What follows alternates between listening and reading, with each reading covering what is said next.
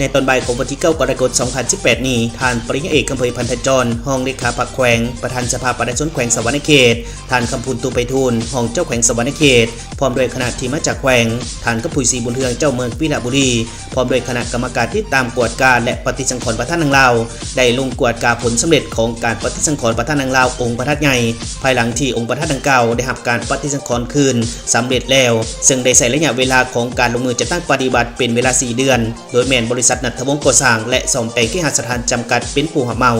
สำหรับหน้าเวียกในการปฏิสังขรณ์ประธานนางลาวหรือองค์ประธานใหญ่แม่นใช้สูตรดังเดิมประเทศเพชรประกอบมีเวียกดินแม่นทับมั่งเดินปูด้วยเปตงอนามัยออกจากเดินสนามอนามัยซากเศษดินและดินจีที่หักเปพังออกจากเขตบุรณะตีผังห่างด้วยไม้เปหูเพื่อจับระดับและดิ่งแนวคนอนามัยดินขุดออกไปถิ่นที่อื่นอนามัยส่องว่างและดินจีที่เสียขุดออกหือมั่งคงไม่คำเวียกก่อประกอบมีอัดส่องว่างก่อดินจีที่คงเหลือด้วยประทายเพชรบูฮานก่อฐานพระธาตุด้วยดินจีแบบพิเศษขนาด7 x 16 x 32 ซมด้วยสูตรดั้งเดิมประทายเพชรผักที่1ผักที่2และผักที่3ก่อกิ่งพระธาตุด้วยดินจี7 x 16 x 32 ซม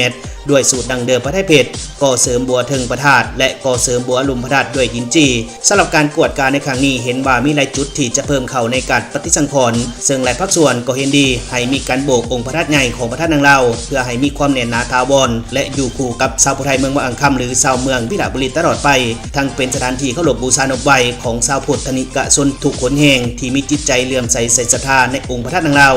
ส่วนวาดจอมของพระธาตุนางลาวแม่นเห็นดีในการปรับจอมธาตุให้เที่ยงและสวยงามพร้อมทางเห็นดีให้สร้างเศรษฐศาสตร์ใส่จอมขององค์พระธาตุนางลาวจำนวน9 สั้นพร้อมทั้งมีการวางแผนกะเก็บออกแบบในการสร้างสวนวัฒนธรรมที่สวยงามอ้อมหอบตัวพระธาตุนางลาวตื่นอีกด้วย